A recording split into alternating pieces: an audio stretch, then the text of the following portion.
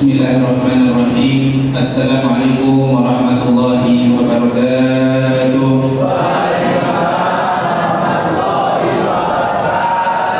Innal hamdalillah nahmaduhu wa nasta'inuhu wa nastaghfiruh wa na'udzu billahi min shururi anfusina wa min sayyiati a'malina. May yahdihillahu fala mudilla lahu wa may yudlil fala hadiya lahu. Asyhadu an la ilaha illallah wahdahu la syarika lahu wa asyhadu anna sayyidana Muhammadan 'abduhu wa rasuluhu arsalahu bil huda wa dinil haqqi yudhhirahu 'ala ad-din kullih walau karihal musyrikun. Amma ba'du.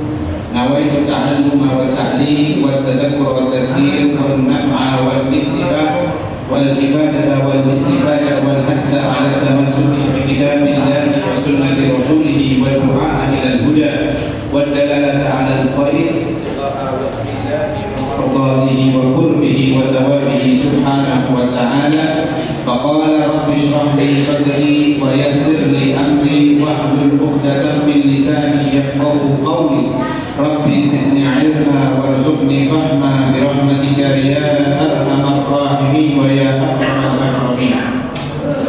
Segala puji hanya milik Allah Subhanahu wa taala yang sampai detik ini Allah masih memberikan taufik, hidayah serta inayahnya kepada kita semua sehingga kita masih bisa merasakan nikmatnya keimanan dan Islam, nikmat Islam yang mana mudah-mudahan dengan kumpulnya kita di masjid ini bersama-sama untuk mencari ridha Allah, salah satunya dengan cara menuntut ilmu.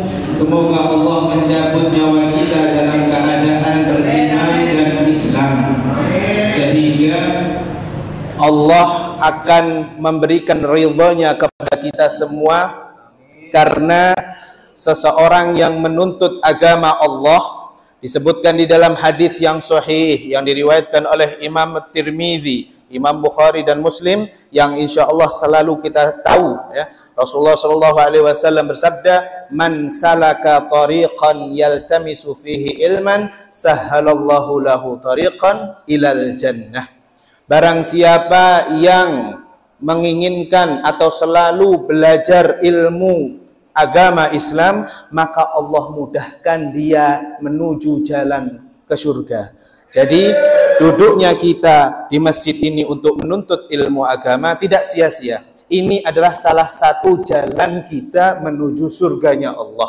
Maka insya Allah dengan rasa kita tidak memiliki ilmu, ya, jangan pernah kita jumawa akan ilmu yang kita miliki, baik ilmu dunia maupun ilmu akhirat. Maka dengan merasa kita miskin ilmu, insya Allah Allah selalu menambahkan ilmunya kepada kita. Salawat serta salam semoga selalu tercurahkan kepada baginda besar Nabi kita Muhammad sallallahu alaihi wasallam. Karena beliaulah kita bisa selamat dari jurang kegelapan menuju jalan yang terang benderang. Ma'asyiral hadirin, Bapak Ibu jamaah Masjid Nurus Salam dan juga majelis ilmu ngecas iman ini. Pada sore hari ini kita berada di penghujung bulan Sya'ban, yang mana bulan ini sudah kita bahas menurut kata Rasulullah sallallahu alaihi wasallam, bulan yang banyak diremehkan oleh banyak manusia. Yang mana Rasulullah SAW bersabda yang diriwayatkan oleh Imam Tirmidzi, Imam Ahmad, Rasulullah SAW bersabda, "Dzaka syahrun yaghfulu fihi an-nas ma baina Rajab wa Ramadan." Bulan itu adalah bulan yang mana diapit antara bulan Rajab dan bulan Ramadan. Dialah bulan Sya'ban, bulan yang banyak orang lupa, bulan yang banyak orang selalu meremehkan, bulan yang di mana orang itu ngentengkan masalah seseorang gampang. Masih belum Ramadan, ayo mumpung belum Ramadan, maksiat sing akeh maringin Ramadan diampuni dosa-dosa, ya. Rasulullah sudah paham akan hati umatnya. Rasulullah mengatakan itu di bulan Sya'ban banyak orang yang ngomong mumpung, ya. Dan kita bisa perhatikan diri kita masing-masing. Jangan sampai sudah kita tahu bahwasannya Rasulullah memperingatkan kepada kita, jangan sampai kita termasuk orang-orang yang mengatakan mumpung, hati-hati. Nanti mumpung masih belum bulan Ramadan, sing maksiat sing akeh, ya. Jadi jangan sampai kita seperti itu, maka insya Allah kita akan selamat. Yang mana ma'asyiral hadirin, sesaat lagi kurang dari 1 minggu kita akan menuju bulan yang mana Allah Subhanahu wa ta'ala menurunkan Al-Quran di dalamnya. Kurang dari seminggu kita akan mendapati bulan yang kata Rasulullah SAW kepala dari semua bulan.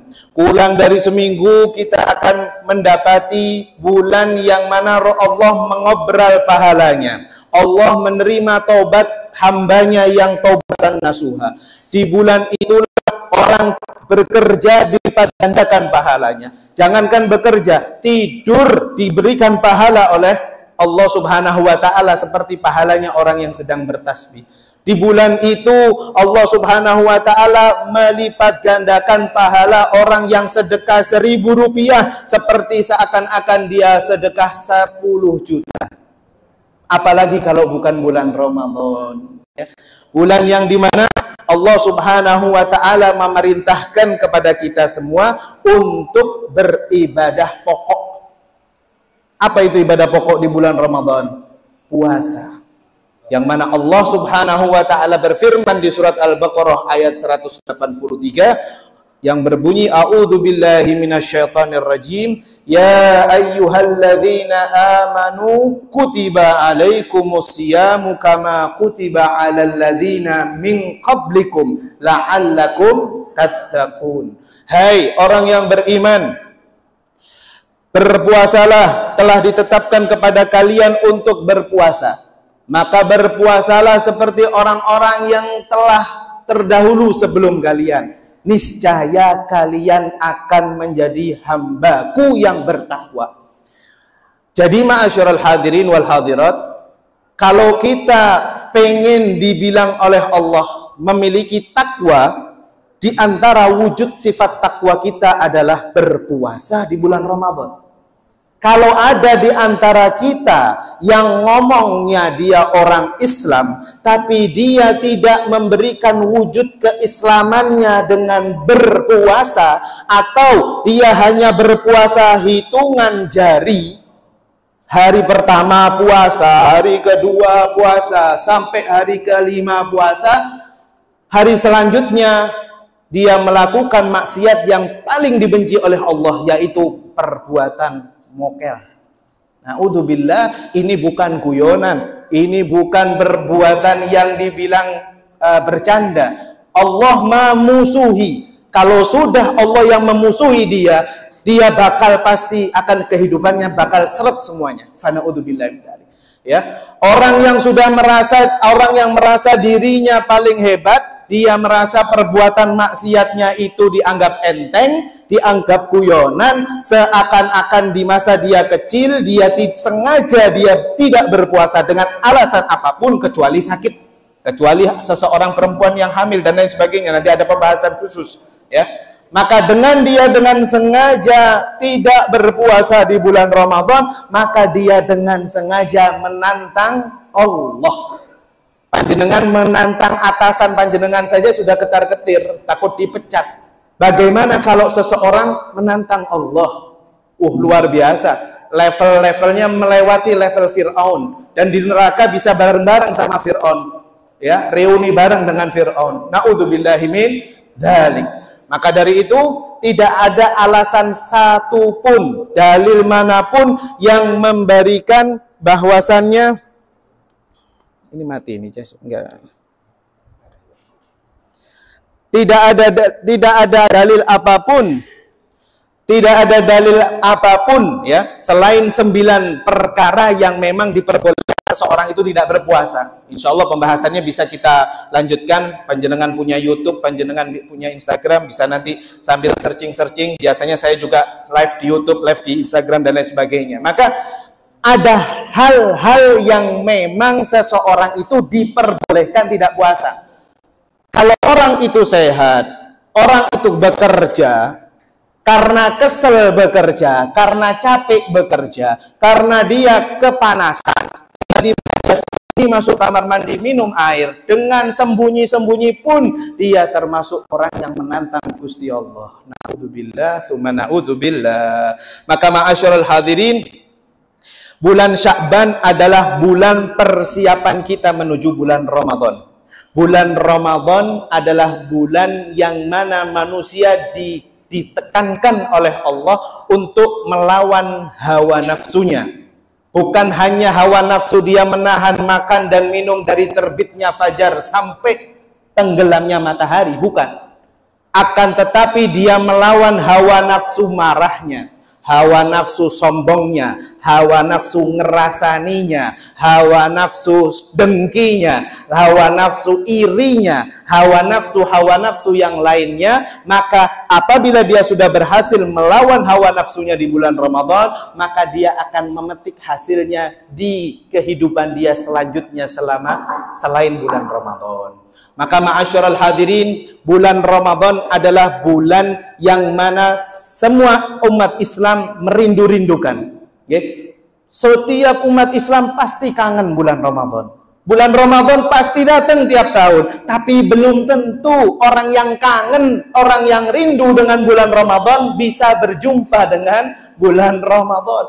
Betapa banyak di antara orang-orang di sekitar kita, baik dari keluarga kita, dari tetangga kita, dari jamaah masjid kita, dari jamaah majelis taklim kita, yang kemarin lusa masih ada, bulan lalu masih ada, 3 bulan lalu masih ada, Ramadan lalu masih ada, hari ini sudah tiada. Ya, dan kita ngantri menunggu antrian yang pasti wujudnya akan datang kepada kita, tapi kita tidak tahu dengan posisi apa kita dipanggil oleh Allah Azza wa Jalla. Jadi kumpulnya kita di masjid ini untuk belajar, untuk ngecas iman kita. HP kalau mati dicas. Iman kalau mati ya wajib dicas juga. Wujud cas iman kita bagaimana, dengan cara apa? Dengan cara menghadiri majelis-majelis ilmu semacam ini. Makanya Rasulullah Shallallahu Alaihi Wasallam selalu membaca doa di akhir tahiyat akhirnya, tasyahud akhirnya. Allahumma ya muqallibal qulub, tsabbit qalbi ala dinik. Ya Allah, wahai yang maha membolak-balikkan hati. Hati ini bolak-balik, ma'asyiral hadirin. Iman kadang di atas, kita seakan-akan kayak malaikat. Tapi terkadang iman kita turun jeblok seperti kita loncat ke jurang, lebih hina daripada syaitan, lebih hina daripada jin dan iblis. Itu manusia. Makanya agar iman kita imbang, iman kita selalu menghadap kepada Allah dengan baik, maka mari sering-sering hadir majelis pengajian semacam ini. Mari kita selalu mengucapkan, membaca doa, ya muqallibal qulub, tsabbit qalbi ala dinik. Monggo sareng-sareng, bareng-bareng. Bismillahirrahmanirrahim. Ya muqallibal qulub, tsabbit qalbi ala dinik. Lagi, ya muqallibal qulub, tsabbit qalbi ala dinik. Satu kali lagi, ya muqallibal qulub, tsabbit qalbi ala dinik. Seseorang kalau sudah menikmati rasanya doa Kanjeng Nabi ini, ma'asyiral hadirin wal hadirat, itu nikmat di hati. Kadang kita memiliki sifat seakan-akan kita malaikat, tapi terkadang kita memiliki sifat marah yang bahkan marahnya kita ini melebihi marahnya Gusti Allah kepada hambanya. Salam banting piring kurang pecah, banting TV, terakhir nyesel, terakhir penyesalan. Apabila penyesalan di depan, nggak mungkin manusia itu diciptakan oleh Allah dari tanah. Maka dari itu sifat penyesalan adanya di akhir. Kita sudah bertaubat, syarat taubat sudah kita bahas bulan lalu dan 2 bulan lalu. Ada 3. Yang pertama apa? Monggo yang nyatet ini, yang nyatet luar biasa. Ini kita belajar, nggak dongeng. Apa? Yang pertama, berjanji tidak akan mengulangi dosa yang sama. Kedua, menyesali perbuatan dosa tersebut. Ketiga, bertekad untuk tidak kembali lagi ke dosa itu. Maka taubat, apabila taubat seseorang masuk dalam kategori 3 ini, maka dia taubatnya diterima oleh Allah dalam kriteria taubatan an-nasuha. Maka ma'asyiral hadirin wal hadirat, Bapak Ibu yang dimuliakan oleh Allah, hawa nafsu. Hawa artinya dorongan hati. Nafsu artinya keinginan. Ya. Jadi maka kenapa kok disebut hawa nafsu? Karena seseorang ini dari hatinya menginginkan sesuatu. Lumrah sekali manusia. Ya, manusia ini kadang berbuat amal baik, kadang banyak baik, terus tiba-tiba amal buruknya sampai bobrok sekali ada. Ya, kalau nggak ada hawa nafsu, dia malaikat. Malaikat itu ada yang diciptakan, sudah kita ceritakan pertemuan pertama kali saya di majelis ini. Saya sudah pernah ceritakan. Apa itu? Malaikat ada yang diciptakan oleh Allah dalam keadaan sujud. Sujud terus sampai hari kiamat. Malaikat ada yang diciptakan oleh Allah dalam keadaan ruku. Ruku terus sampai hari kiamat. Gak berani bergerak sedikit pun. Itu gak punya hawa nafsu malaikat. Ya, maka dari itu manusia wajib melawan hawa nafsunya. Yang mana Imam Ghazali mengatakan di kitab Ihya Ulumuddin, beliau mengatakan kebahagiaan adalah ketika seseorang mampu menguasai nafsunya. Apa? Kebahagiaan adalah ketika seseorang mampu melawan nafsunya.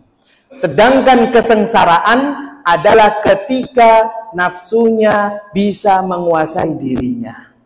Ya.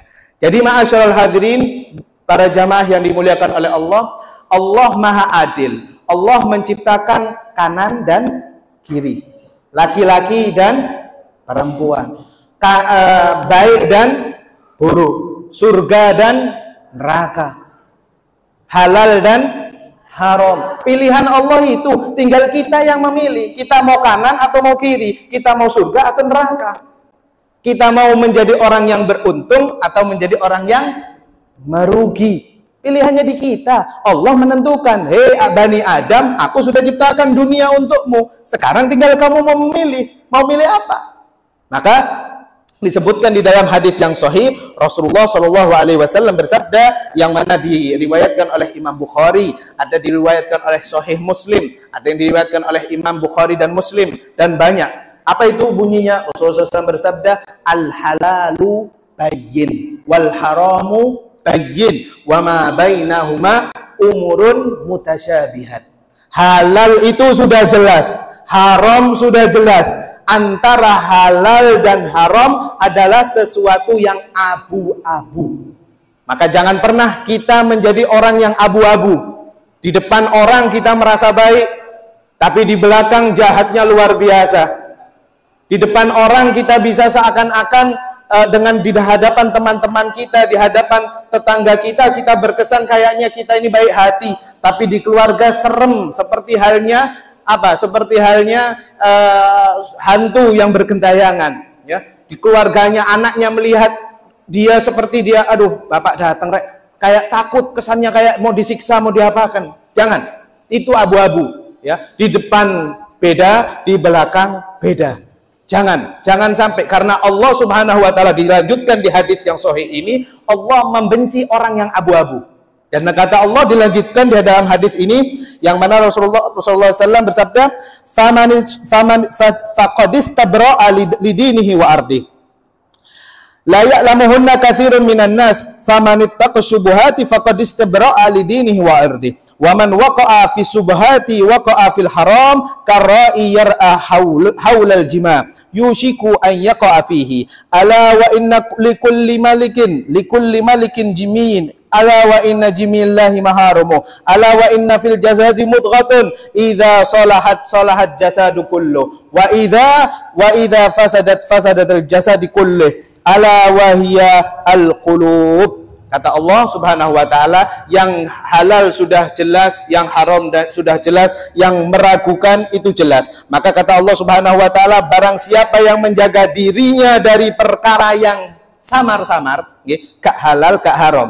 Kita nemu uang di jalan, nun sewu. Itu rezeki nomplok atau apa hukumnya? nomplok. Nggih, bagi yang belum hadir majelis ilmu itu pasti rezeki nomplok. Kita juga kita dulu kecil nemu 5.000, wah luar biasa seneng ya, gaya es pentol dan lain sebagainya pada zamannya ya. Akan tetapi ingat, ini bukan terus seakan ketika kita menemu uang di jalan kita ambil niatno sodakoh, belum tentu. Ini namanya bab di dalam fikih luqotoh, barang temuan. Barang siapa yang menemukan harta benda di jalan dan ini bukan miliknya, dia wajib mengumumkan kepada halayak umum dengan, kalau dalam zaman sekarang berarti dengan speaker ya. Speaker mana yang bisa didengar oleh orang banyak? Speaker masjid ya. Diumumkan di halayak orang ramai selama 1 tahun di mazhab Imam Syafi'i. Itu hukumnya. Sudah selama 1 tahun tidak ada pemiliknya, maka baru dia boleh memilikinya. Wah, babnya pembahasannya luar biasa, pembahasan luqoto ini. Duduk rezeki min haitsu la yahtasib, bukan. Ya, apa maneh nek warnane abang, ta warnane biru, wah iki rezeki. Monggo, ayo. Traktiran biasanya. Napa banter-banteran. Ya, maka dari itu ini adalah suatu hal yang memang mutasyabihat, sesuatu yang samar, ragu. Ya, meragukan. Maka kata Allah Subhanahu wa taala, barang siapa ya, di hadis Nabi ini, barang siapa yang menjaga diri, kata Nabi Muhammad, barang siapa yang menjaga diri dari perkara-perkara yang samar, maka dia telah menjaga kesucian agama. Dan barang siapa yang tidak menghindari perbuatan yang samar, maka dia melawan diriku. Allahu Akbar, melawan Allah, kata Allah. Barang siapa yang melakukan sesuatu yang syubhat, maka kata Allah, dia sama dengan melawan diriku. Barang siapa terjatuh ke dalam perkara yang haram, seperti seorang penggembala menggembalakan ternaknya di sekitar daerah larangan Allah, di daerah larangan oleh rajanya, kata Rasulullah, dikhawatirkan dia masuk ke dalamnya. Ketahuilah bahwa setiap raja itu memiliki batasan lokasi yang dia tinggali. Begitu juga dengan Allah yang memiliki batasan yang diharamkan. Ketahuilah, kata Rasulullah, dilanjutkan di hadis yang panjang ini, ketahuilah bahwa dalam tubuh manusia terdapat sepotong daging. Apabila daging tersebut baik, maka baik pula seluruh tubuhnya. Maka barang siapa sepotong daging itu buruk, maka pasti buruk perbuatannya. Apakah itu? Itu adalah hati. Maka doa tadi monggo diamalkan setiap habis sholat atau ketika tahiyat akhir menunggu imam mengucapkan Assalamualaikum warahmatullahi wabarakatuh. Dengan sudah fil alamina innaka hamidum majid. Daripada diem, doa ya muqallibal qulub tsabbit qalbi ala dinik. Ini sunnah. Kalau nggak sempet imam sudah salam, jenengan mau lanjutkan juga nggak ada masalah. Ya muqallibal qulub tsabbit qalbi ala dinik. Lalu kemudian jenengan baru salam. Kalau memang nggak sempat atau kelupaan karena belum terbiasa, bisa dilanjutkan doa tersebut setelah sholat. Ma'asyarul hadirin, Bapak Ibu jamaah Masjid Nurus Salam dan yang mendengarkan, alhamdulillah di persiapan kita menuju bulan Ramadan ini ada beberapa poin yang harus kita lakukan. Di antaranya poin yang pertama adalah dalam mempersiapkan diri kita ya secara fisik dan mental. Poin persiapan kita pertama sebelum menghadapi bulan Ramadan ini adalah yang pertama, membersihkan hati dari dendam. Yang suka hatinya masih belum beres, monggo dibereskan dari sekarang. Bukan bulan Ramadan baru nyenengan bereskan. Dari sebelum Ramadan siapkan hati dari dendam, dendam kepada orang tua, dendam kepada istri, dendam kepada anak, dendam kepada rekan kerja, dendam kepada tetangga, dendam kepada siapapun. Bersihkan dari sekarang. Makanya banyak yang minta maaf ya sebelum Ramadan, jaluk sepuro. Sepuro nih, apa Ramadan, sepuro. Itu bukan ucapan biasa-biasa, itu ucapan luar biasa. Rasulullah yang memberikan kepada kita ucapan bahwasannya dendam itu tidak boleh ada di hati kita. Maka membersihkan hati dari dendam ini ya, membersihkan hati yang seseorang apabila sudah masuk bulan Ramadan, hatinya sudah bersih dari dendam, dari sombong, dari iri, dari dengki, maka puasanya bakal tenang. Insya Allah pasti bakal tenang. Bersihkan dari sekarang. Wah, gak iso Ustaz, aku sama dengan menjatuhkan harga diriku, martabatku. martabat dirimu dan keluargamu itu dengan minta maaf, nggak ada jatuh-jatuhnya, ya.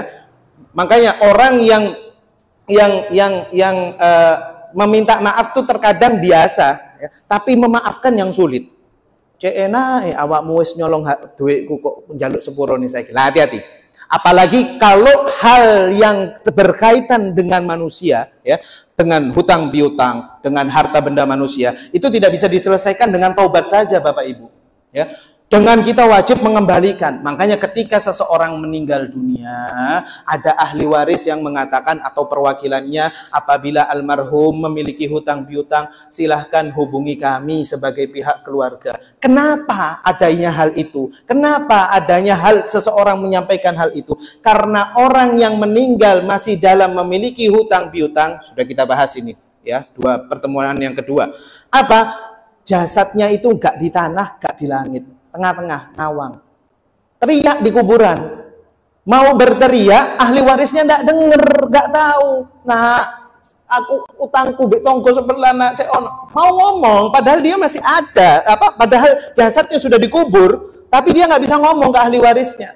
Maka dari itu, makanya ahli waris wajib mengutarakan kepada orang-orang tetangganya, kerabatnya, apabila ada hutang diselesaikan. Karena apa? Kalau sudah seseorang meninggal tanpa hutang, jasadnya langsung tenang di alam kubur. Benar-benar wujudnya secara ruh dan secara jasad secara nyata dan secara ruh dia nempel di tanah. Tapi orang kalau masih dalam keadaan berhutang, ngambang. Meskipun loh kok jarine Ustadz Mustafa ngambang niku apa jenenge jenazah nih. Tapi kok tak delok yo nempel di mana? Di kubur, di liang lahat. Iya betul, nempel. Tapi kita nggak bisa melihat dengan secara gaib apa keadaan dia di alam kubur. Ya, maka kalau sudah hutang piutang, hati-hati. Yang masih ada tunggaan Shopee Pay Letter, ya, yang ada tunggaan letter itu bahaya. Jangan didekati. Ingat, Allah menciptakan kita untuk hidup, bukan untuk gaya hidup. Tidak butuh gaya hidup Anda bagaimana. Yang Allah pengen Anda hidup dengan bertakwa, membawa iman dan Islam. Tidak butuh letter-letteran, tidak butuh tas yang mahal, tidak butuh hal-hal yang sekiranya orang melihat, wow, awakmu kok luar biasa, ya. Jadi hanya ingin dapat pujian manusia, tapi Anda di belakang dikejar-kejar oleh debt collector, ya. Dikejar-kejar, disebar fotonya, ditempelkan di mana-mana, dikenal tetangga duwe utang gak bayar dan lain sebagainya. Jangan sampai mendekati hal itu. Maka ma'asyiral hadirin, poin yang pertama untuk menyambut bulan Ramadan, persiapan kita adalah membersihkan hati dari dendam. Poin yang kedua ialah menyambut bulan Ramadan dengan banyak-banyak berdoa. Kita sudah tahu bulan Ramadan itu bulan yang Allah memberikan obralan pahala. Bulan yang mana Allah mengampuni dosa-dosa hambanya. Kita tahu itu. Akan tetapi kenapa kok dari sekarang kita minta sama Allah, ya Allah sampaikan aku bulan Ramadan tahun ini lebih baik tahun depan. Kenapa kok kita harus doa selalu seperti itu? Karena ajal nggak ada yang tahu, Bapak Ibu. Oke. Sudah berapa banyak tetangga kita minggu-minggu ini banyak yang sudah tiada. Ya Pak Boten.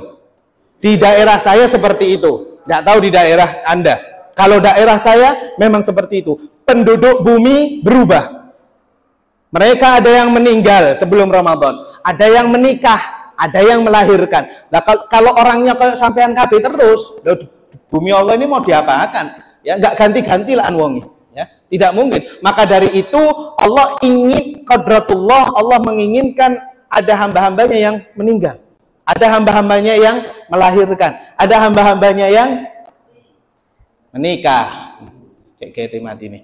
Ya, Allah menginginkan hamba-hambanya yang meninggal, menginginkan hamba-hambanya yang lahir, dan menginginkan hamba-hambanya yang menikah. Maka itu yang pertama, minta banyak-banyak. Yang kedua, minta doa, ya Allah, jangan sampai aku berbuat perbuatan tercela lagi di bulan Ramadan. Yang mana barangkali di antara kita di bulan Ramadan tahun lalu masih melaksanakan maksiat yang menantang Gusti Allah, tahun ini jangan kita lakukan. Hindari. Yang tahun-tahun sebelumnya, kemarin kita selalu mokel, merasa gak kuat puasa, merasa gak kuat ini, ayo tahun ini jangan sampai hal itu terjadi pada diri kita, ya. Karena apa? Karena apabila kita melakukan maksiat itu lagi, melakukan hal yang dilarang oleh Allah itu lagi, maka kita bisa-bisa meninggal dalam keadaan su'ul khotimah. Fana'udzubillahi min dzalik. Lalu persiapan yang ketiga ialah mempelajari ilmu. Sebelum bulan Ramadan tiba, mari hadirlah kita di majelis-majelis ilmu, kultum-kultum, pengajian-pengajian yang membahas tentang ilmu puasa itu bagaimana, apa yang haram, apa yang sunnah, apa yang membatalkan, dan lain sebagainya. Apabila kita sudah menghadiri majelis-majelis ilmu semacam itu di bulan Ramadan, maka bulan Ramadan tahun ini menjadi bulan Ramadan kita yang spesial. Amin. Mudah-mudahan kita mendapatinya dengan spesial, ya, dengan yang memang sesuai dengan anjuran Allah dan anjuran Rasulullah Shallallahu Alaihi Wasallam. Dan yang terakhir, mumpung saya masih ingat, 2 hari lalu, hari Kamis, saya ada kajian di apartemen, ada kantor lah di apartemen Citraland. Ada yang mengatakan, Ustadz, apa hukumnya kalau saya merokok di bulan Ramadan? Ya, ini 2 hari yang lalu, hari Kamis. Bagaimana hukumnya kalau saya ngerokok di bulan Ramadan? Ya, saya dengan keilmuan yang sudah saya ketahui, merokok hukumnya haram. Loh, rokok laan makruh. Yo, jari sampean makruh. Tapi merokok membatalkan puasa. Mengapa kok merokok itu membatalkan puasa? Karena rokok kan dihisap, dimasukkan ke mulut, baru dipancarkan. Bagi yang saya lihat perokok, ya, karena saya bukan perokok. Tapi kalau misalnya, bisa jadi Anda nggak batal rokoknya kalau Anda nyumet rokok, tapi Anda cuma pegang saja. Bisa? Nggak mungkin, masa nggak dimelebur?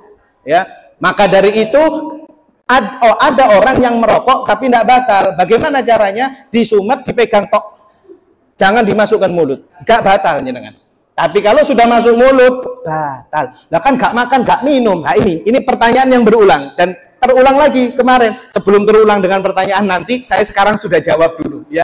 Jadi merokok hukumnya membatalkan puasa, kecuali kalau jenengan sumet tapi jenengan gak sedot, tidak batal. Oke, apa mungkin seperti itu? Yora mungkin, ya. Maka yo asem yo Ustaz yo, gak tahu rasanya apakah memang asem orang gak ngerokok. Asem tak Pak? Sing ngerokok iya Pak. Ahli hisab bagaimana? Hah? Asem jari ini, ya. Jadi ya mudah-mudahan dengan asemnya kita tidak merokok di siang Ramadan menjadikan manisnya wangi mulut kita di surga nanti. Nggih, insyaallah. Bapak Ibu yang dimuliakan oleh Allah, kali ini kita melanjutkan pelajaran yang sudah kita bahas bulan kemarin di pembahasan yang insyaallah kita bersama-sama belajar ilmu fikih. Ya, monggo dibuka sekarang kitabnya. Bismillahirrahmanirrahim. Faslun al-ma'u qalilun wa katsirun fal qalilu ma duna qullataini wal katsiru qullatani fa aktsar. Nggih, sampun sudah dapat halamannya, halaman berapa? Sudah 15. Ada yang ngomong 15, dibuka halaman 15-nya. Monggo. Ya, kita di sini kita sekali lagi, Anda ingin menghadiri majelis-majelis ilmu, selain Anda siap kitab, wajib pulpen, ya. Saya anjurkan jenengan membawa pulpen masing-masing. Di sini dibahas oleh pengarang kitab fikih Safinatun Najah, ya. Bab masalah air.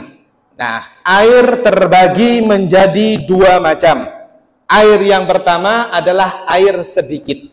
Air yang kedua adalah air banyak. Ya. Kita dalam pembahasan ilmu fikih pasti menggunakan air bukan hanya untuk minum saja, tapi ibadah kita mewajibkan umat Islam menggunakan air. Di antaranya ibadah wudhu yang minimal seseorang melakukannya 5 kali dalam sehari. Ya. Kemudian untuk memakai air lagi untuk mandi, ya, mandi wajib, ya, mandi sunnah dan lain sebagainya, ya. Maka bisa dicatat macam-macam air ada 7, ya. Macam-macam air ada 7. 3 dari langit, 4 dari bumi, ya. 3 dari langit, yang pertama adalah air hujan. Yang kedua adalah salju, air salju. Ya, kebetulan Indonesia nggak kedapatan salju. Ya. Yang ketiga adalah air barot, air embun. Ya. Jadi 3 itu termasuk air yang diperbolehkan seseorang untuk bersuci. 3 dari langit, 4 dari bumi. Apa yang 4 dari bumi? Yang pertama adalah ma'ul bahr, air laut. Yang kedua, ma'un nahr, air sungai. Yang ketiga, ma'ul bi'r, air sumur. Yang keempat, ainul, ya, ainul ma, ya, ainul ma atau disebut dengan mata air, ya. Mata air bisa didapatkan dari pegunungan, ya. Ya, iklannya merek air itu kan diambil dari pegunungan, mata air, padahal aslinya ya nggak diambil dari mata air ya sebenarnya, ya. Tapi mata air adalah apa namanya yang diperbolehkan seseorang. Ya, mata air yang tadi 4 ya, mata air, air laut, air sungai, dan air sumur. 4 air yang ada di bumi itu diperbolehkan oleh Allah untuk bersuci. Air PDAM termasuk air apa? Hah? Air suling. Sulingnya dari mana dulu? Pastinya dari sungai. Boleh atau tidak berarti kita wudhu dengan air PDAM? Boleh. Air apa lagi? Rigen iku sing di anu ta, truk-truk iku ta. Air apa lagi? Yang terpenting, air 7 air yang kita sebutkan tadi itu termasuk semuanya ma'ul mutlak, air mutlak, ya. Air yang tidak tercampur apapun, memang jenisnya Allah ciptakan warnanya, ya. Apa itu air? Ya, para ulama mendefinisikan huwa sa'ilun syaffafun latifun yatalawwanu bilaunil ina. Air adalah zat yang warnanya jernih dan bentuknya mengikuti tempatnya. Jenengan taruh di gelas, ya airnya dalam bentuk, ya itu air. Seseorang menaruh air di dalam botol, air di dalam botol, ya ini air. Air. Orang bisa mengenal ini air. Berbeda dengan air yang tidak mutlak. Seperti di depan Anda sekarang. Air dicampuri jahe, disebut air jahe. Air dicampuri teh, disebut air teh atau teh? Teh. Air dicampur warna hitam, kopi, disebut air kopi atau kopi? Kopi. Sirup diberi air dikasih sirup disebut sirup. Nggak bilang air sirup, okay? Maka seseorang yang wudhunya dengan air yang sudah tercampur dengan zat lain, maka hukumnya tidak sah. Meskipun 2 kullah, ya, sak baskom isinya sirup semua. Dengan wudhu pakai itu bukan air mutlak, itu sirup, ya. Yang terpenting adalah air yang mana belum tercampur apapun, dia disebut dengan air mutlak. Lalu ma'asyiral hadirin, di sini dilanjutkan oleh pengarang fal qalilu maduna kullataini.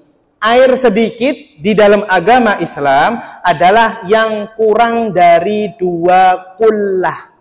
Ini pembahasan anak pondok ini, 2 kullah. Wal kathiru, di sini disebut wal kathiru kullatani fa aktsar. 2 kullah, air yang banyak adalah 2 kullah atau lebih. Okay. Terkadang kita masuk ke rumah kita atau masuk ke masjid, kita mendapati air yang ada di ember kecil. Ini termasuk 2 kullah atau tidak? Monggo dijawab. Tidak. Saya bertanya, apabila ada air di ember, kita tidak bahas keran dulu. Air di ember, itu termasuk air yang 2 kullah atau bukan? Bukan. Ya. Berarti air yang 2 kullah itu berapa? Ada yang tahu? 7 pikul. 7 pikul. Kalau kata beliau 7 pikul. Pikul sing dhisik, sing black-blackan, black yang ukuran berapa dulu? 17 liter. 1 black. 1 black 17 liter dikalikan 7 berarti? Iya, 7 pikul. dikalikan 7 14 berarti 14 black. 14 black. Berarti 17 pikul dikalikan 14 sama dengan 238 liter. Betul. Ini air termasuk air 2 kullah. Batasan air 2 kullah adalah 217 liter. Sekali lagi, air 2 kullah adalah air yang sebanyak 217 liter. Maka orang yang berwudu atau mandi di atas air 217 liter, maka dia hukum wudunya sah, mandinya sah. Mandi yang dimaksud ini mandi wajib ya, bukan mandi untuk seger-segeran tok. Mandi wajib bagi wanita yang baru selesai haid, maka dia mandi wajib. Itu wajib 2 kullah. Berarti 217 liter. Kalau kita isyaratkan daripada black, ini anak-anak milenial semua, Pak. Jadi Bapak, Mbak-mbak ini, Mas-mas di sini Gen Z semua. Kalau black-blackan mungkin panjenengan belum tahu ya. Kalau kita akumulasikan dengan galon air. Galon merek AQTT. Aqua wis berarti sensor-sensoran. Aqua, Bakleo, tak apalah. Berapa liter itu? 19 kan? Berapa galon yang perkiraan bisa sampai 2 kulaten itu? 2 kulah. Berapa galon yang dibutuhkan untuk bisa mencapai 217 liter? Berarti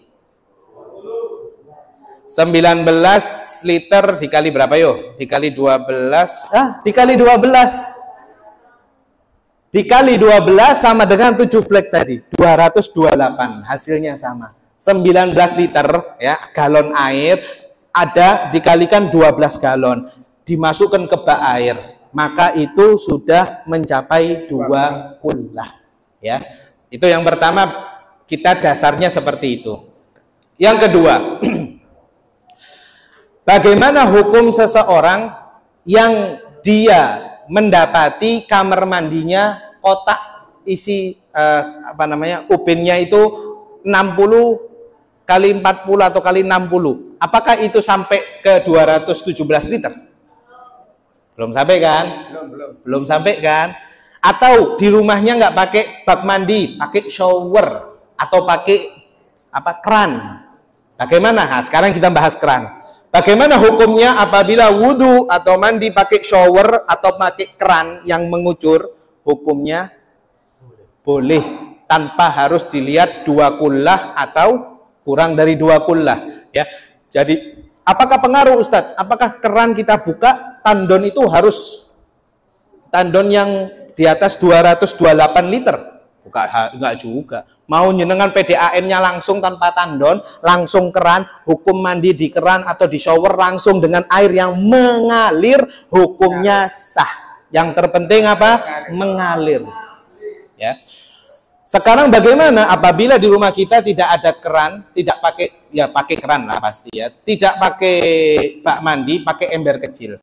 Apakah sah hukum mandinya? Hukum mandinya, wudhunya di situ tidak sah. Kecuali kalau dia niat dengan niat khusus. Apa niatnya? Ada niat khusus seseorang mau wudhu atau seseorang mau wudhu di tempat yang kiranya tempat wudhunya itu kurang dari 2 kullah. Apa itu niat khususnya? Niat ikhtiraf, niat menciduk air. Apa menciduk? Jenengan pakai gayung, itu diapakan kalau bahasa Indonesianya selain menciduk? Cebok lagi, itu lebih parah. Ya, menciduk air, bahasa kamus bahasa Indonesia, menciduk air, mengambil, kemudian ketika tetesan air yang sudah terkena dari anggota tubuh kita dan menetes ke air yang kurang dari 2 kullah, maka hukum airnya itu mustakmal. Apa itu mustakmal? Air yang sudah terpakai atau disebut dengan air bekas. Maka kalau kita ngambil lagi, menciduk air itu lagi untuk mengalirkan ke tangan kita, kedua tangan kita, lalu ke kaki, melanjutkan wudhu dengan air yang mustakmal, maka hukum wudhu kita tidak sah. Ya. Loh, terus bagaimana Ustadz? Posisi saya di rumah atau di suatu tempat, posisinya embernya memang kurang dari 2 kullah. Bagaimana caranya agar wudhu tetap sah? Sedangkan air keran gak nyala, mati. Tinggal saember iki wis terakhir, gak ada lagi. Bagaimana wudhunya? Niatnya ditambahi niat menciduk tadi. Bahasa Arabnya niat ightiraf. Jadi bagaimana? Ambil satu gayung, niatkan nawaitul wudu li raf'il hadatsil asghari fardhan lillahi ta'ala wa nawaitul ightiraf. Dan aku niat menciduk air ini. Berarti seseorang yang sudah niat ightiraf, niat menciduk tadi, maka apabila tetesan air wudhunya gak sengaja jatuh atau memang sengaja jatuh ya ke air yang di ember itu, maka hukum melanjutkan wudhunya tetap sah. Itu menurut di dalam madhab Imam Syafi'i. Lalu kemudian dia lanjutkan ya. Lalu niat ightiraf. Apabila dia lupa, dia tahu sekarang sudah belajar ilmu namanya ilmu niat ightiraf atau niat menciduk air dari bak itu. Lupa gak ngomong, tapi kadung netes. Bagaimana hukumnya? Hukumnya tidak sah atau disebut juga dengan airnya tetap mustakmal. Airnya mustakmal, tetap mustakmal meskipun dia lupa mustakmal. Berarti bagaimana? Apa yang harus dia lakukan? Dia harus mencari air lagi. Oke, mudah-mudahan difahami. Lalu kemudian di sini disebutkan Bapak Ibu al-qalilu. Monggo dilihat lagi kitabnya. Al-qalilu yatanajjasu biwuqu'in najasati fihi wa in lam yataghayyar. Air yang sedikit jika terkena najis maka disebut dengan air mutanajis walaupun tidak berubah airnya. Air yang sedikit berarti bayangan kita ada ember di kamar mandi kita. Tiba-tiba ada kotoran cicak yang masuk ke ember itu. Kita tahu jelas, kita melihat ada kotoran cicak atau ada kecoa mati. Biasanya kita orang kalau kita keluar kota lama ya, apalagi ini mendekati Ramadan, jenengan toron, mudik ya, pulang ke rumah seminggu tiba kok kamar mandi isine yo sembarang kalir ya, ono kecoa mati, ono cicak, ono segala macam ada semua. Bagaimana? Apalagi kalau misalnya bak mandinya airnya banyak tapi menurut ilmu fikih belum 2 kullah, maka banyak itu menurut pandangan kita ya. Jadi pandangan banyak di ilmu fikih adalah harus lebih dari 2 kullah. Kalau kurang dari 2 kullah berarti air sedikit. Nah sekarang kita bahas air sedikit kalau kemasukan najis, hukumnya najis meskipun tidak berubah warna, bau dan rasa. Di ember ada kotoran cicak nyemplung, plung. Gak lama kita masuk, kita ambil airnya yang kita lihat di ember ini masih air gak berubah. Kadang kan kalau kemasukan sesuatu berubah kan, kayak ada kayak ada putih-putihnya, tak kayak ada apanya, berubah airnya itu kotor.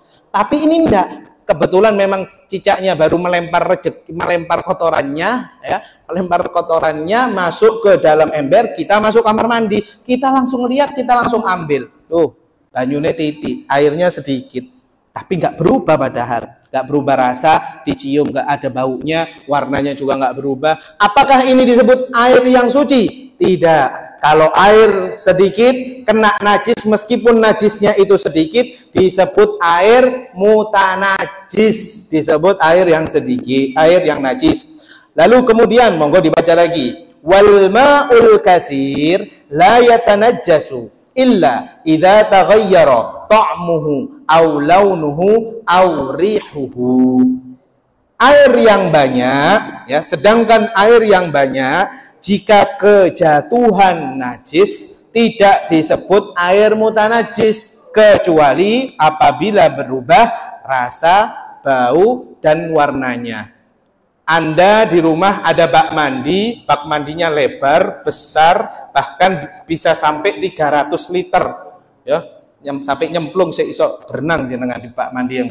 Tapi bak mandi yang model-model besar zaman sekarang kayaknya sudah nggak ada ya Pak ya, sudah nggak ada ya, kecuali kayak di kota-kota Gresik, Solo, Pasuruan, Madura kayaknya sudah berubah juga. Tempat wudhu itu kadang saya lihat sudah, dulu kan ini kan wudhunya kayak di masjid jami itu kan besar-besar kan, ya kan? Ya. Jadi apabila ada bak mandi yang besar, kemudian kecemplung najis, meskipun itu najis kencing, gak sengaja kecipratan, kita kencing nyiprat, mbok cek gete kencing sampai nyiprat, tapi ya itulah adanya. Atau si kita mimisen masuk ke bak mandi, cepet-cepet ke kamar mandi, maksudnya untuk mau membersihkan mimisan, tiba-tiba darah ini ada yang jatuh di air bak itu, meskipun itu najis yang berat, ya, najis yang bukan najis berat ya, meskipun najisnya najis mutawassithah, ya, najis yang memang kelihatan darah warnanya merah, kencing ada baunya, pesing, ya, ketika masuk ke dalam bak yang mana bak itu lebih dari 2 kullah, maka tidak menjadi najis, kecuali kalau memang masuk darah terus seluruh bak itu warnanya merah, maka itu air mutanajis. Kecuali lagi ketika kita kencing nyiprat, pas nyewoi anak kita nyiprat, ya, ketika menceboi anak kita nyiprat ceboannya ke tempat ke bak mandi, lalu kemudian bak mandi menjadi pesing, airnya banyak tapi pesing, meskipun 2 kullah tetap menjadi najis. Poinnya di situ. Pertanyaan lagi sekarang, ada beberapa pertanyaan yang sering ditanyakan masalah air. Yang pertama, Ustadz, bagaimana apabila saya memiliki mana ya? Itu biasanya ada pertanyaan. Idza kanal ma'u katsiran. Saya punya air banyak. Berarti banyak itu lebih dari 2 kullah, nggih. Air banyak lebih dari 2 kullah kena najis. Kemudian saya ragu, ya, apakah air ini berubah atau tidak? Ragu. Tadi ada warnanya merah, tapi tiba-tiba nggak ada. Bagaimana menghukuminya? Hukumnya bagaimana? Jadi ada air 2 kullah, tiba-tiba kemasukan darah, berubah darah itu, berubah air itu menjadi merah, tapi nggak lama berubah lagi menjadi bening. Atau yang kemasukan air kencing tadi aslinya dicium baunya bau pesing, nggak lama tapi hilang, nggak ada baunya. Bagaimana menghukumi air itu? Dihukumi airnya tetap air suci. Oke, itu yang pertama. Yang kedua, apabila airnya banyak, ya, apabila air banyak kemudian berubah, ya, kemudian berubah, lalu kita ragu apakah berubahnya ini karena sesuatu yang suci atau karena sesuatu yang najis. Bagaimana menghukuminya? Sesuatu yang suci itu kalau misalnya kita lagi ngecat rumah, ya, tangan kita kena cat warna putih, tiba-tiba air di rumah kita yang banyak itu berubah putih, tapi seketika itu juga nggak lama berubah menjadi putih lagi, menjadi bening lagi. Bagaimana hukumnya? Hukumnya suci, mensucikan, tohir, mutohir. Okay. Jadi kita di dalam agama Islam wajib mengetahui air sedikit dan banyak. Monggo diperhatikan wudhunya di rumah. Anda punya anak di rumah, tolong diingatkan masalah air, tolong diingatkan masalah istinja, tolong diingatkan. Jangankan jangankan anak-anak ya, orang tua kita yang mungkin nun sewu sudah sepuh, sudah pikun, sudah lupa ya. Terkadang najisnya di rumah di kamar mandi itu lupa, nggak disiram, atau lupa kadang menyemplungkan sesuatu, memasukkan sesuatu ke bak mandi. Maka monggo diperhatikan masing-masing untuk menjaga keabsahan sholat kita. Karena ingat, kalau sholat kita wudhunya tidak dengan wudhu yang sempurna, maka wudhunya tidak sah. Dan kalau wudhunya tidak sah, sholatnya pun tidak mungkin sah. Itu kuncinya. Oke. Lalu kemudian, faslun, monggo dilihat lagi dilanjutannya. Faslun, mujibatil ghusli sittatun. Ya. Kewajiban mandi ada 6 perkara. Di dalam agama Islam, seseorang diwajibkan mandi wajib. Mandi wajib.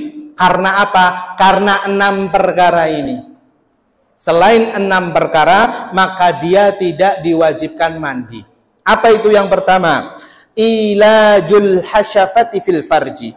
Bertemunya atau masuknya hasyafah.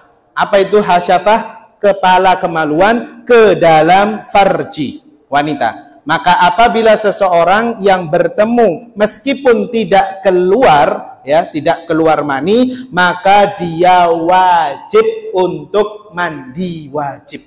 Itu yang pertama. Yang kedua, wa khurujul mani, keluarnya sperma. Orang tidak bertemunya, dia belum menikah. Ya, dia tidak paham maksudnya bertemunya hasyafah ke dalam farji. Tiba-tiba dia tidur, dia mimpi basah, lalu apa yang harus diwajibkan olehnya? Dia wajib mandi. Ya, wajib mandi besar dengan niat nawaitul ghusla li raf'il hadatsil akbari fardhan lillahi ta'ala. Kemudian kewajiban mandi yang ketiga, wal haidhu, dan wanita yang haid, ya. Seseorang wanita yang dia ditandai oleh haid, ya, dia ditandai datang bulan, ya, lalu kemudian selesai sudah datang bulannya, maka setelah itu, setelah selesai datang bulan, dia diwajibkan untuk mandi wajib. Ya, seandainya si wanita ini lupa, ya, lupa nggak niat, peristiwas keramas, keluar kamar mandi, lupa, loh, lali aku gak niat nawaitul ghusla li raf'il hadatsil akbari fardhon lillahi ta'ala. Karena wes saking cepet-cepetannya, ya, karena memang mungkin bisa jadi sucinya pas pagi hari, dia keburu mau ke kantor dan lain sebagainya, lupa nggak niat itu, maka apa hukum mandinya? Meskipun dia basah dari ujung rambutnya sampai ujung kaki, tapi dia tidak niat mandi wajib, hukumnya tidak sah. Maka bagaimana? Kembali lagi ke kamar mandi, ambil nawaitul ghusla li raf'il hadatsil akbari fardhon lillahi ta'ala. Mandi. Meskipun nggak pakai sampo lagi, nggak pakai sabun lagi, nggak ada apa-apa. Itu syarat, sampo dan sabun. Ya, yang syarat itu hanya tambahan saja. Syarat utama adalah mengalirnya air dari ujung rambut sampai ujung kuku. Lalu kemudian kewajiban mandi yang keempat, wan nifasu.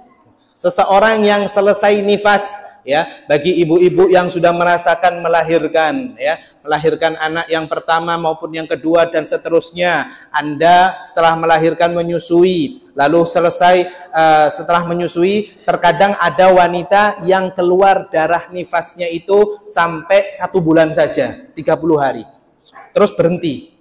Ada yang sampai 40 hari, bahkan ada yang sampai 60 hari. Yang terpenting apabila seseorang, masalah bab haid nifas nanti kita akan bahas, ya. Yang terpenting seseorang wanita yang sudah selesai haid, selesai nifasnya, maka dia diwajibkan mandi wajib. Lalu yang kemudian yang kelima, wal wiladah, dan melahirkan. Seorang wanita melahirkan anaknya, dia nggak boleh sama dokter, biasanya nggak boleh dalam detik itu juga untuk mandi, ya. Dia biasanya disuruh tiduran dulu sejam 2 jam, keluar lalu kemudian masuk ke ruang kamar, ya. Maka apabila kondisinya sudah normal, dia wajib mandi mandi besar karena wiladah, karena baru melahirkan. Ini kadang luput, hati-hati. Ini kadang lupa.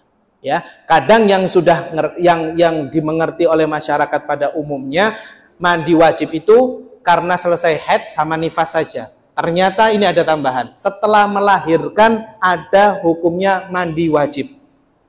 Apakah setelah melahirkan, ingat melahirkan yang dimaksud di sini, kalau mengikuti ulama kontemporer saat ini juga, ada yang memberikan fatwa melahirkan dengan cara normal dan juga melahirkan dengan cara sesar juga diwajibkan mandi wajib. Ya, loh saya nggak melahirkan normal Ustadz, saya melahirkan sesar, anak saya diambil dari perut, kemudian dijahit perut saya. Apakah tetap kita wajib untuk mandi? Tetap wajib menurut ulama mutaakhirin akhir-akhir ini seperti itu. Karena apa? Termasuk golongan orang-orang yang melahirkan. Ya. Lalu yang terakhir, mandi wajib yang terakhir adalah meninggal dunia. Ya, meninggal dunia kita nggak mampu untuk mandi sendiri. Ya, ini suatu hal yang seram. Ya, suatu hal yang seram kalau orang meninggal, tapi saat durungnya meninggal dia wis mandi wajib. Dia sudah tahu, tak mungkin. Ya, maka bagaimana? Maka orang yang meninggal dunia diwajib yang memandikannya yang niat mandi wajib.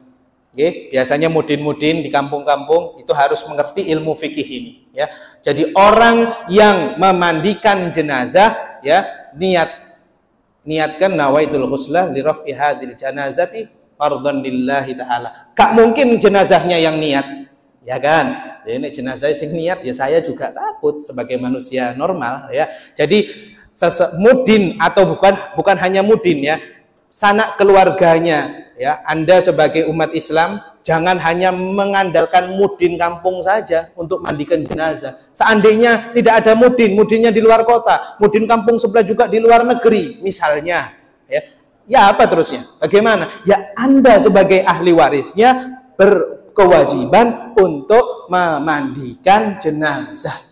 Oke, insya Allah nanti masalah mandi jenazah ini kita ada bab khusus. Bahkan kalau mau, ayo kita praktek bareng-bareng ke rumah sakit, ya. Yang mas-mas, ya, bapak-bapak yang di belakang, yang dimanapun, ya, yang hadir majelis ini, monggo Bismillah bisa ikut saya. Kapan nanti ada waktu kita memandikan jenazah bareng-bareng, ya, dengan niat belajar, ya, dengan niat belajar. Dengan mental laki-laki, pria sejati berani mandikan mayit.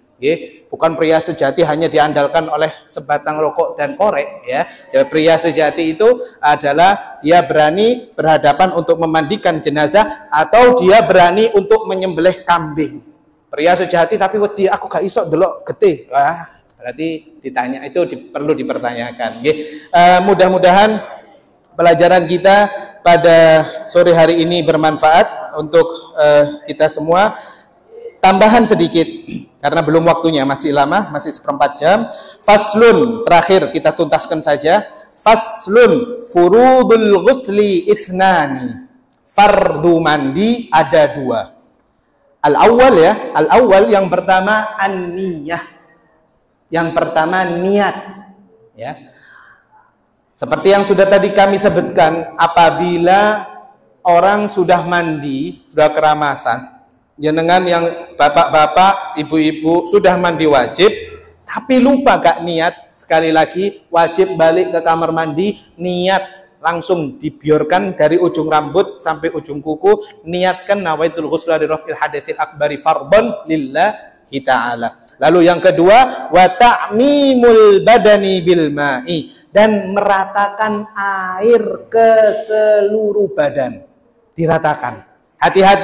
Hati-hati, yang mandi wajib tapi bagian pusar, bagian udelnya tidak kena, ini udelnya bodong, nggak masuk air, atau bagian ketiak, atau bagian lengkukan leher, atau bagian selangkangan, atau bagian bawah jari kaki, jari tangan, nggak kena, satu titik nggak kena, maka Anda masih memiliki najis besar.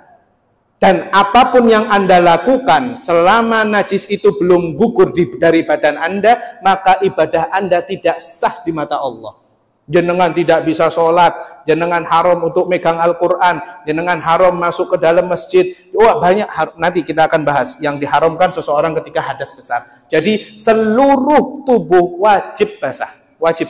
Maka diperhatikan ketika mandi besar harus juga diperhatikan lekukan yang ada di bagian tubuh masing-masing. Wallahu a'lamu bissawab.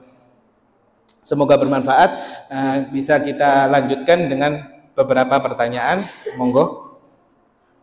Monggo.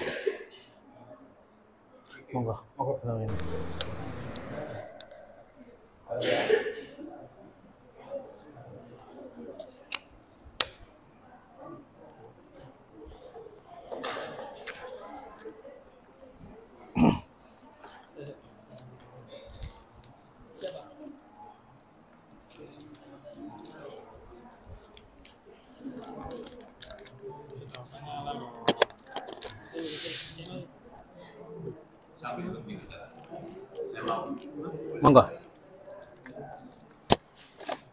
Assalamualaikum warahmatullahi wabarakatuh. Oh, monggo. Mungkin ini saya ingin menyambung hutang yang kemarin Ustaz. Yang juga kemarin yang belum tuntas. Oh, nggih. Bagaimana hukumnya kalau di tangan kita masih ada lem, mungkin ada uli atau apa? Cuman kayaknya Itu sudah terjawab itu. Yang itu sudah terjawab. Yang satu lagi yang belum. kadang-kadang ada teman-teman anak-anak yang bilang, terus kok bisa naik? Akhirnya dia menunda sholat. Waalaikumsalam warahmatullahi wabarakatuh. Oke. Menunda sholat, sekali lagi sudah kita bahas, ini masalah penting karena kunci Anda mau masuk surga jangan pernah menghilangkan waktu sholat Anda. Sekali lagi, kita mau masuk surga tapi sholat kita ada satu saja yang bolong, itu pertanggungjawabannya sangat berat di hadapan Allah. Nah, menyambung pertanyaan yang lalu sudah kita insya Allah seingat saya sudah saya jawab. Jadi apabila menutup dari pori-pori kulit, maka wudhu seseorang masih tidak sah. Bagaimana caranya? Kalau dia catnya atau lemnya harus dengan diberikan thinner, maka dia wajib menghilangkan itu seluruhnya. Ya. Berbeda dengan pulpen, ada noda pulpen, ada noda spidol, itu tidak menutupi pori-pori kulit.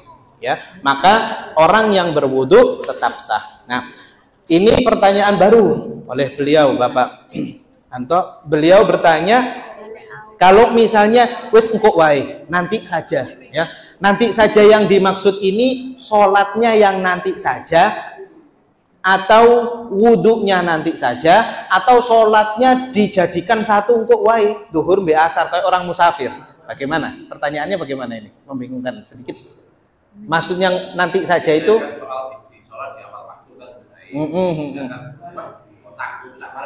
Oke, yeah. Kalau misalnya menunda waktu sholat yang dia memang sesuatu yang tidak seharusnya atau ditunda itu masih bisa dikerjakan setelah sholat, maka itu lebih utama. Yeah. Jangan ditunda. Kecuali kalau misalnya dokter lagi operasi jantung, tak operasi melahirkan, adzan ditinggal pasiennya meninggal, nggak bisa ditunda, ya. Itu hal yang darurat. Apabila dokter sedang memang emergensi, sedang lagi bedah jantung seseorang atau lagi bedah otak seseorang, tiba-tiba adzan ditinggalkan semuanya, dia menghadap untuk sholat dulu, kasihan pasien kehabisan darah, meninggal, dosanya lebih besar. Itu boleh kalau untuk darurat. Nah, kalau misalnya seseorang yang menunda pekerjaan, padahal pekerjaan yang dia tunda itu bisa dilakukan setelah habis sholat, maka lebih utama dia mengedepankan waktu sholatnya dulu, tinggal bersihkan aja, nggak ada masalah, dibersihkan sedemikian rupa, kemudian dia sholat, dia lanjutkan lagi. Kecuali kalau dia meninggalkan pekerjaannya itu, tiba-tiba perusahaannya hancur, perusahaannya bangkrut, misal. Maka iki mari ini selesai tuntas. Nih iki tak kerja no saat ini aku bisa dipecat atau perusahaan ini bisa bangkrut. Maka ya dia yang utamain ini dulu nggak apa-apa. Tapi kalau misalnya pekerjaannya itu memang masih bisa dilakukan setelah sholat, tidak dikejar deadline, dia tidak mungkin dipecat oleh atasannya atau perusahaannya itu tidak bangkrut karena pekerjaannya yang dia bakal tunda, maka lebih utama seseorang melakukan sholat pada awal waktunya. Wallahu a'lam. Mungkin bisa menjawab seperti itu. Ada lagi yang mau ditanyakan? Ini masih saya singkat, tadi masih waktunya masih ada banyak sebenarnya. Monggo silakan, ada yang mau bertanya. Assalamualaikum warahmatullahi wabarakatuh. Assalamualaikum warahmatullahi wabarakatuh. Ustadz, saya mau tanya, kan kalau misalnya orang mau sholat itu wudunya di kamar mandi, kan misal sekalian sama kencing misalnya, terus habis itu dia nggak tahu itu misal airnya kena percikan atau gimana, itu hukumnya apa ya? Yeah. Terima kasih. Sama-sama. Pertanyaan bagus. Terkadang kita wudhu di suatu tempat yang banyak orangnya. Ya. Kita wudhu di rest area. Ya. Kebetulan wudhunya di dalam kamar mandi rest area. Nah kan orang kan dari mana saja kan? Ya kan? Kita nggak tahu. Jangankan wudhu. Kita istinja saja di air yang ada di ember. Kadang kita nggak tahu. Orang sebelum kita, dia istinjaknya nyuci ininya benar atau enggak, apa jangan-jangan nyiprat airnya ke situ. Nah, kalimat jangan-jangan ya, itu berarti kalimat don, prasangka. Maka dalam hal ibadah kita tidak boleh prasangka iki ojo-ojo, jangan-jangan iki najis. Kalau kita sudah merasakan oh ini jangan-jangan najis, berarti dihukumi memang najis. Okay. Maka kita harus yakin, seyakin-yakinnya ketika kita masuk ke dalam kamar mandi, aku yakin ini tidak najis. Anda wudhu atau Anda istinja kecipratan, seandainya memang betul itu najis dan Anda kena, tapi Anda yakinnya suci, yakinnya tidak najis, maka Anda tetap sah. Okay. Jadi kalau sudah dari awal belum sudah ojo-ojo wongi cewokan gak ngerti nyiprat-nyiprat ya, kena masuk kencingnya, sudah berprasangka dulu, maka mengikuti prasangkanya, mengikuti hatinya, ya berarti najis. Nah, kalau sudah najis, ya dibuang sa ember, ngisi nyar maneh. Kalau misalnya kalau misalnya air tersebut air yang dibuang itu banyak, maka dia termasuk mubadzir, dan orang yang mubadzir adalah sahabatnya syaitan. Innal mubadzirina kana ikhwanas syayatin. Ya, maka jangan sampai kita membuang air yang ada di tempat kerja kita atau di masjid atau dimanapun ketika kita berada cuman karena mengandalkan don, ya, mengandalkan prasangka. Ya. Ini pertanyaan bagus, sering terjadi. Kadang kita sudah masuk kamar mandi, lah orang sebelumku ceweknya kena nggak ya? Nyiprat-nyiprat gak ya? Nah, kalau untuk mengatasi rasa prasangka itu, maka ketika kita masuk kamar mandi, ya, kita sirami aja tembok-temboknya dulu. Oke, itu untuk kehati-hatian kita dalam berwudu atau istinja, untuk ihtiyaton seperti itu. Semoga bisa menjawab. Monggo. Assalamualaikum warahmatullahi wabarakatuh. Gus, saya mau tanya. Kan ada 3 cairan yang keluar dari kemaluan manusia. Ada mani, wadi, sama madhi. Lah, apabila kan kita kan tidak tahu posisi keluar. Apabila kita mimpi basah, pas waktu posisi urgent, darurat, tapi kita masih ada air, kita lupa sudah mandi besar, tapi kita lupa pas waktu memakai sarung atau pakaian yang terkena air mani itu, tapi sudah kering atau sudah nggak bau. Hukumnya gimana, Gus? Ya, ini pertanyaan yang luar biasa juga, ya. Dan insya Allah sebenarnya kita akan bahas babnya di bab selanjutnya sebenarnya. Tapi nggak apa-apa, ini sesuatu yang baik. Maka sering kita tidak memahami 3 hal ini. Jadi kita sebenarnya manusia, ya, yang laki-laki ataupun yang perempuan bisa mengalami hal ini, ya. Yang laki-laki, ya, bisa mendapati dia keluar air mani, ya. Ini kodrat manusia. Bisa keluar mani, madhi, dan wadi. Mani, madhi, dan wadi. Mani adalah cairan yang kental yang mana apabila kering dia seperti putihnya telur. Di situ disebutkan oleh para ulama, ya.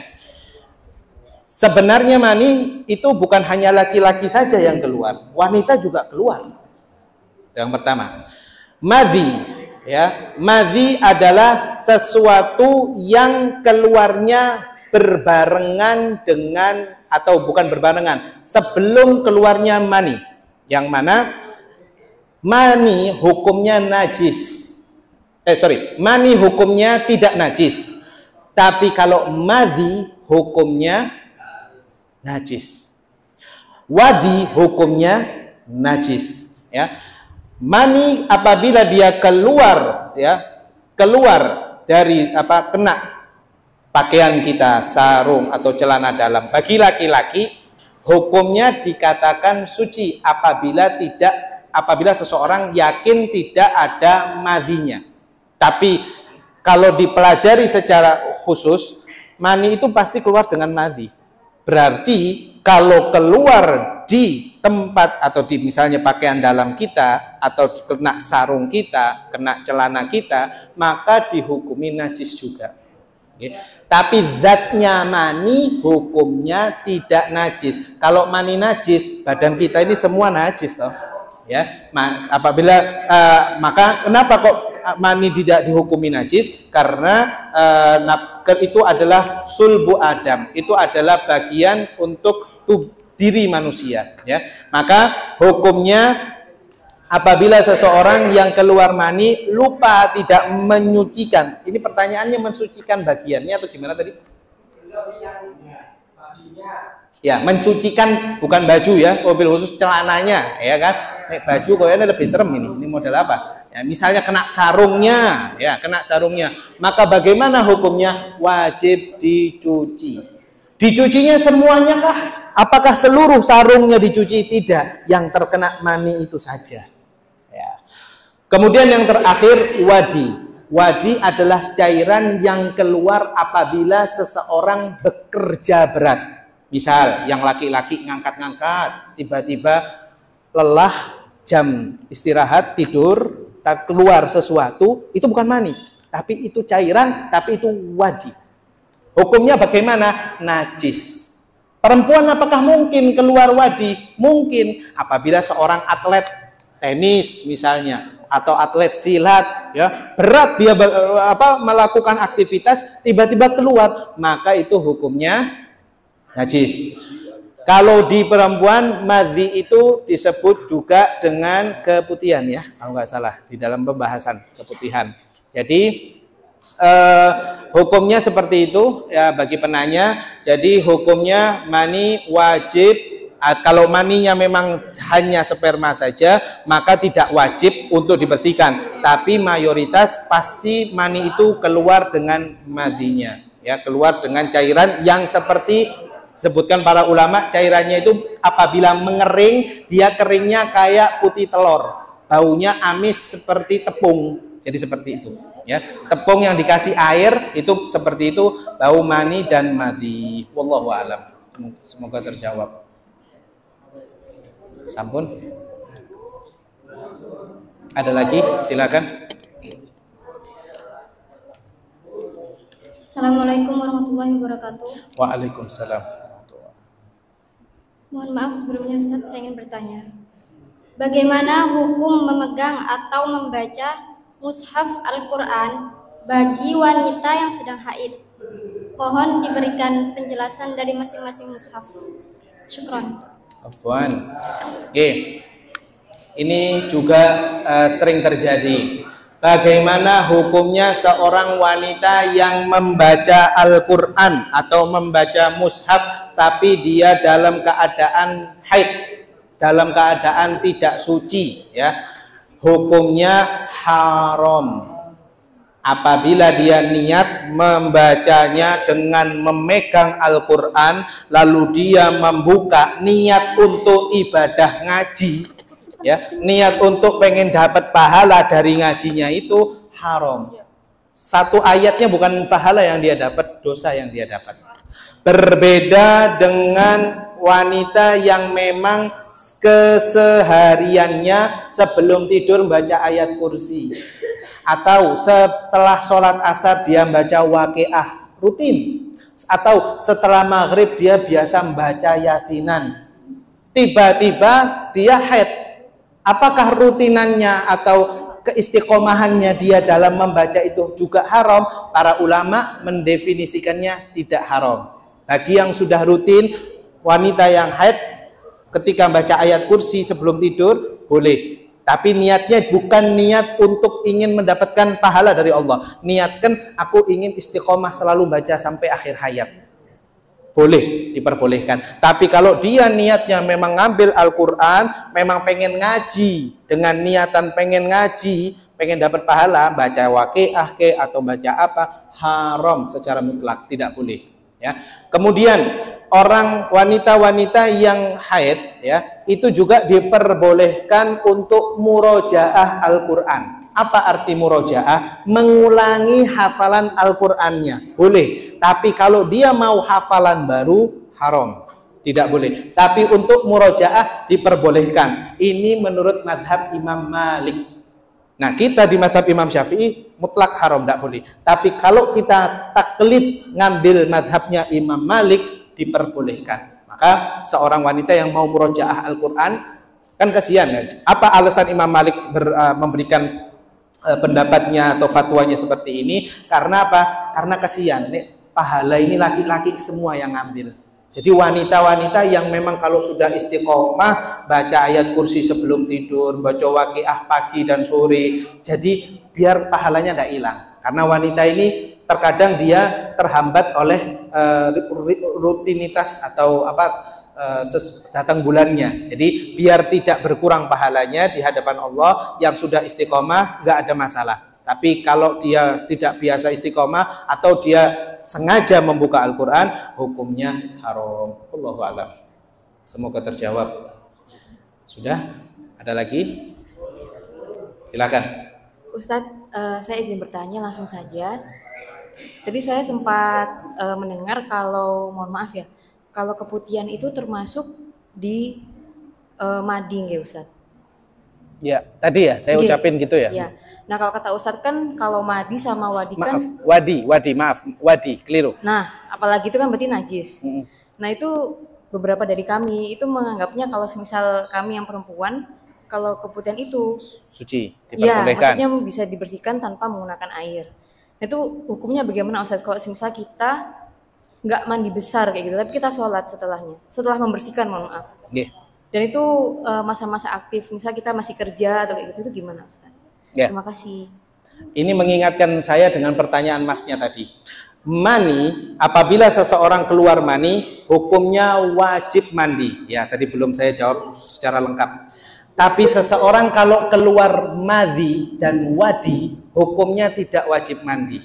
Begitu juga dengan wanita yang keputihan, dia tidak wajib mandi, tapi hukumnya seperti hukum najis mutawassito lainnya, yaitu najis sedang. Jadi bagaimana? Dibersihkan zatnya itu, kemudian misalnya dia mau pakai celananya itu lagi, ya nggak apa-apa. Ya, jadi yang diwajibkan mandi hanyalah apabila seseorang keluar, ya ini tadi yang 6 tadi nih, 6 perkara. Ya, kan di sini nggak ada nih keputihan wadi itu kan nggak ada, maka tidak diwajibkan untuk mandi bagi wanita yang mengalami keputihan seperti itu. Oke, semoga terjawab. Sambut. Cukup nih. Mari Bapak Ibu, Mbak-mbak, Mas-mas semuanya, kita khusyukkan doa kita di akhir bulan Sya'ban ini sebelum kita menuju bulan Ramadan, dengan harapan kekhusyuan kita untuk berdoa kepada Allah, Allah memustajabahkan doa kita semua.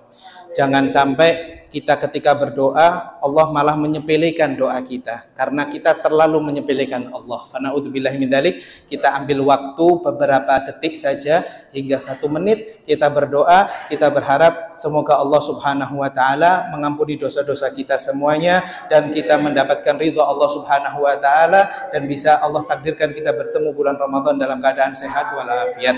Bismillahirrahmanirrahim. Alhamdulillahirabbil alamin. Hamdal hamidin, hamdasy syakirin, hamda yu'afi ni'mahu wa yukafi'u mazidah.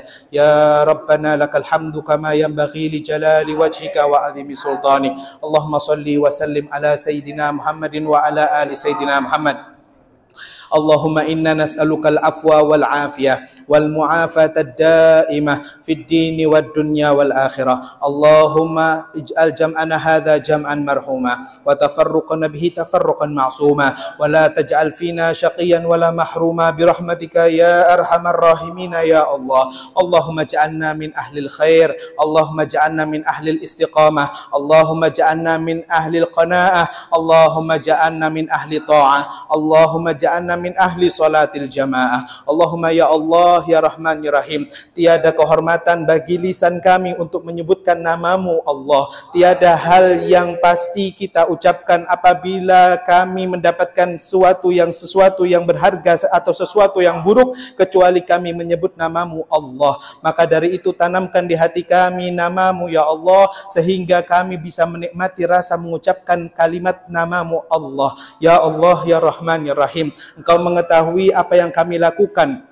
di dalam masjid ini. Kami memohon ridha-Mu ya Allah di akhir bulan Sya'ban ini ya Allah. Kami tahu kami adalah hamba-hamba-Mu yang banyak dosa. Kami adalah hamba-hamba-Mu yang banyak sekali menyepelekan ajaran-ajaran-Mu, menyepelekan aturan-aturan-Mu. Maka jangan sepelekan kami ya Allah, jangan siksa kami ya Allah. Allahumma ya Allah, jadikanlah kami orang-orang baik, jadikanlah kami orang-orang yang Engkau cintai, jadikanlah kami adalah orang-orang yang istiqamah, jadikanlah kami orang-orang yang menerima apapun yang Engkau tetapkan kepada kami, baik dari hal kebaikan ataupun keburukan. Allahumma ya Allah ya Rahman ya Rahim, kami malu akan dosa-dosa kami yang kami buat selama ini, maka jadikanlah kami, maka tutuplah aib kami ya Allah. Allahumma ya Allah ya Rahman ya Rahim, jadikanlah taubat kami taubatan nasuha.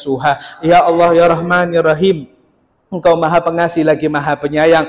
Panjangkanlah umur kedua orang tua kami, berikanlah kebahagiaan kepada mereka. Apabila di antara orang tua kami ada yang telah tiada dan Engkau telah memanggilnya, maka lapangkanlah kuburnya, ampunilah dosa-dosanya, jadikanlah kuburnya raudhun min riyadil jannah. Allahumma ya Allah ya Rahman ya Rahim, jadikanlah kami haus akan ilmu agamamu, jadikanlah kami selalu ingin haus untuk mencari ilmu agamamu dan kami mendapatkan ridha jalan ke surgamu. Allahumma ya Allah ya Rahman ya Rahim, kami tahu iman kami ini terkadang naik dan terkadang turun, maka stabilkanlah iman kami ini ya Allah dengan ketetapan Islam dan iman hingga kami meninggal dalam keadaan membawa iman dan Islam. Allahumma ya Allah ya Rahman ya Rahim, ketukkanlah hati kami ya Allah apabila selama ini kami selalu menyepelekan waktu salatmu, jadikanlah kami orang-orang yang terpanggil untuk salat tepat waktu sebelum ajal kami tiba. Allahumma ya Allah ya Rahman ya Rahim, kami malu aib kami dibuka oleh orang lain, maka dari itu tutuplah aib kami ya Allah, karena Engkau adalah sebaik-baiknya penutup aib kami. Allahumma ya Allah ya Rahman ya Rahim, lapangkanlah rezeki kami, lapangkanlah rezeki kedua orang tua kami, lapangkanlah rezeki keluarga kami, lapangkanlah rezeki teman-teman kami, lapangkanlah rezeki tetangga-tetangga kami, berikanlah kemakmuran kepada umat Islam pada umumnya, berikanlah kemakmuran kesejahteraan juga kepada umat Islam di kampung kami, di daerah kami dan di Indonesia ini. Allahumma ya Allah ya Rahman ya Rahim, sampaikanlah kami ke dalam bulan Ramadan dengan keadaan sehat walafiat. Jadikanlah kami haus untuk membaca Al-Qur'an-Mu. Jangan jadikan kami orang-orang yang Engkau benci karena kami membenci bulan Ramadan-Mu. Allahumma ya Allah, kami tahu di bulan Ramadan syaitan-syaitan telah dibelenggu, maka jangan sampai di bulan Ramadan tahun ini kami berbuat maksiat lagi, kami berbuat dosa, karena kami yakin apabila kami berbuat dosa di bulan Ramadan itu adalah perbuatan dosa yang murni kami lakukan. Kami malu akan perbuatan kami itu. Allahumma ya Rahman ya Rahim, Engkau Maha mengetahui apa yang kami minta. Jadikanlah kami orang-orang ahli tahajud, orang-orang ahli salat duha, orang-orang yang ahli salat witir. Allahumma ya Allah ya Rahman ya Rahim, berkahilah kehidupan kami. Apabila ada di antara kami dalam keadaan sakit, maka sembuhkanlah. Apabila ada di antara kami dalam keadaan berhutang, maka lunaskanlah. Apabila ada di antara kami yang masih belum berjodoh, maka jodohkanlah dengan jodoh yang soleh dan soleha. Apabila ada di antara kami yang belum dikaruniai keturunan, maka berikanlah keturunan yang soleh dan soleha. Allahumma ya Allah ya Rahman ya Rahim, kami pasrahkan segala macam kehidupan kami kepadamu ya Allah. Kami tawarkan bertawakal kepadamu ya Allah akan apapun yang kami hadapi di kehidupan ini. Apabila kami mendapatkan sesuatu yang bahagia, maka jadikanlah kami orang-orang yang bersyukur kepadamu. Apabila ada di antara kami mendapatkan musibah, maka jadikanlah kami orang-orang yang sabar kepadamu. Allahumma ya muqallibal qulub, tsabbit qulubana ala dinik. Jadikanlah kami menjadi hamba-Mu yang khusyuk dalam salat. Dan maka terimalah ibadah-ibadah kami lainnya ya Allah. Allahumma rabbana zalamna anfusana wa illam taghfir lana wa tarhamna lanakunanna minal khasirin. Rabbana atina min ladunka rahmatan wa hayyi' lana min amrina rasyada. Rabbana atina fid dunya hasanah wa fil akhirati hasanah wa qina adzabannar ya arhamar rahimin ya arhamar rahimin ya arhamar rahimin ya arhamar rahimin ya arhamar rahimin. Wa sallallahu ala sayyidina Muhammadin wa ala alihi wa sahbihi wa sallam bihaqqi subhana rabbika rabbil izzati amma yasifun wa salamun alal mursalina walhamdulillahi rabbil alamin bisirril Fatihah. Bismillahirrahmanirrahim. Ihdinas siratal mustaqim siratal ladzina an'amta 'alaihim ghairil maghdubi 'alaihim waladdallin amin. Dengan ini majelis ngecas iman di Masjid Nurus Salam saya tutup sementara. Insyaallah kita berjumpa kembali setelah bulan Ramadan dalam keadaan sehat walafiat. Mohon maaf apabila ada yang kami sampaikan yang salah, baik yang disengaja maupun yang tidak disengaja. Wabillahi taufiq wal hidayah. Wassalamualaikum warahmatullahi wabarakatuh. Allahumma shalli ala Muhammad.